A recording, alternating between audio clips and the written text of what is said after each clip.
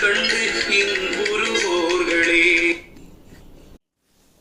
பொருள்: அந்தணர்கள் எப்போதும் வேதங்களின் முடிவாக இருக்கின்ற வேதாந்தங்களை கேட்பதில் விருப்பத்தோடு இருக்க வேண்டும்.